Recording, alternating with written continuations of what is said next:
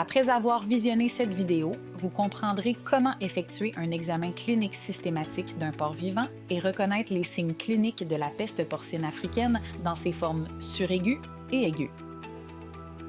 Vous devrez apporter à la ferme tout le matériel nécessaire à la contention, l'examen clinique et l'échantillonnage des porcs vivants. Il est très important d'apporter suffisamment de matériel d'échantillonnage pour le nombre d'animaux à échantillonner, ainsi que des surplus au cas où.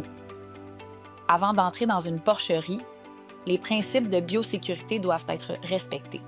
Le vétérinaire qui effectuera l'examen clinique et l'assistant ou l'aide qui effectuera la contention des porcs doivent tous porter un équipement de protection individuelle, y compris une combinaison, des bottes en caoutchouc et des gants. Pour éviter d'introduire des maladies à la ferme, nettoyez et désinfectez les bottes à l'entrée de l'exploitation et de la porcherie, à l'aide du tapis de désinfection ou du pédiluve fourni, ou, en leur absence, utilisez votre désinfectant et votre brosse personnelle. Pour évaluer l'état de santé d'un troupeau de porcs, l'examen clinique d'un animal ou d'un groupe de 10 animaux au maximum doit être effectué. Il faut obtenir des antécédents complets quant à la présence de signes cliniques, comme des avortements et des décès antérieurs, en interrogeant le producteur et en examinant les registres du troupeau. On peut en apprendre beaucoup en observant les porcs, sans qu'il ne soit nécessaire de les manipuler ou d'effectuer une contention. Observez-les à distance avant d'en choisir un pour l'examen clinique. Les examens cliniques peuvent être effectués dans le cadre des visites de routine de santé du troupeau ou en réponse à une maladie suspectée. Il est rarement nécessaire de procéder à un examen individuel approfondi d'un porc vivant, mais il est essentiel que chaque vétérinaire sache comment l'effectuer, surtout lorsqu'il est confronté au risque de peste porcine africaine. Que doit faire le vétérinaire avant d'entrer dans la porcherie? Regardez. Les cochons mangent-ils? Les porcs présentent-ils des comportements anormaux, comme la perte d'appétit et l'inactivité? Les animaux peuvent avoir l'air somnolents et faibles, se coucher et se blottir. Écoutez. Y a-t-il des porcs qui toussent ou éternuent? Sentez. Y a-t-il des odeurs étranges qui pourraient être causées par des porcs malades ou morts? Que doit faire le vétérinaire lorsqu'il entre dans la porcherie? Rechercher du sang sur le sol, de l'urine et la consistance des selles. Lorsque vous êtes à l'intérieur de la porcherie, observez le déplacement et le comportement des porcs et notez toute lésion visible. Écoutez et identifiez les porcs qui toussent ou éternuent.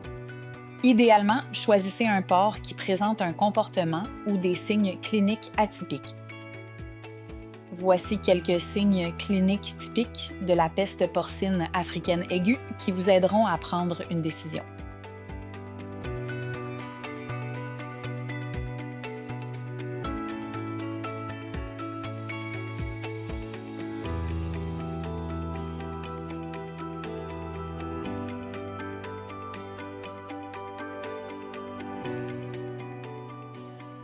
Lors de l'examen physique, examinez l'état de santé général du porc et recherchez des signes cliniques visibles de la peste porcine africaine.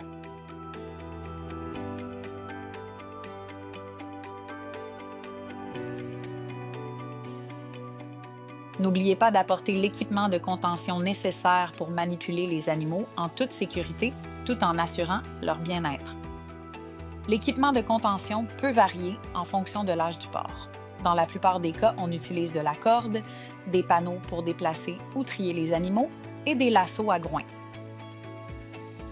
La méthode de contention utilisée doit assurer le bien-être de l'animal et la sécurité de ceux qui le manipulent. Une fois le porc immobilisé, l'examen clinique peut commencer. L'examen clinique commence par la bouche. La salivation ou l'écume, avec ou sans sang, et une muqueuse cyanotique peuvent être des signes cliniques de la maladie. Vérifiez ensuite le nez.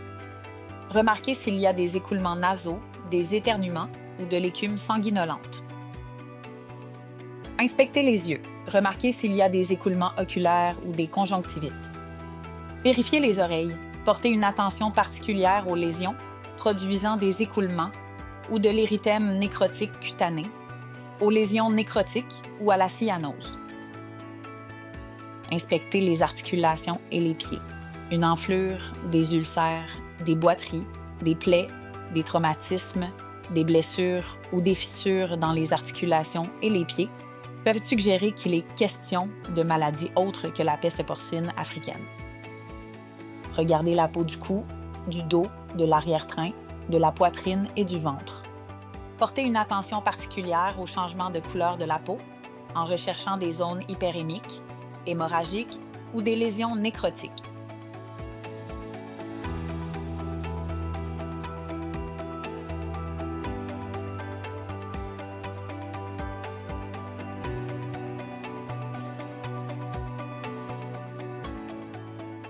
Vérifiez l'anus.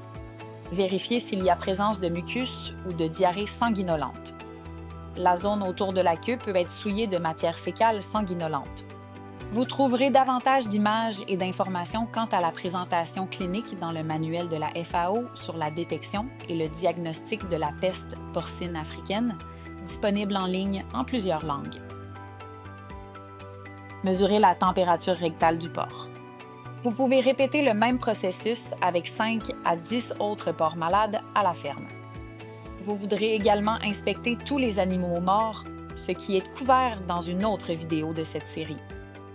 Lors d'un examen clinique, notez la description des signes cliniques ou des lésions pathologiques observées. Si les procédures de biosécurité vous permettent d'apporter un téléphone ou un appareil photo à la ferme, prenez des photos des signes cliniques. Veuillez noter que quelle que soit la rigueur de l'examen clinique ou l'évidence des signes cliniques, le diagnostic et la confirmation de la peste porcine africaine nécessitent un échantillonnage pour la confirmation en laboratoire. Une fois la visite de la ferme terminée, assurez-vous de suivre attentivement les procédures de biosécurité personnelle lorsque vous quittez l'exploitation, afin d'éviter de propager des maladies à d'autres fermes. La FAO a produit une série de vidéos sur les opérations de routine liées à la surveillance de la peste porcine africaine que nous vous encourageons également à visionner.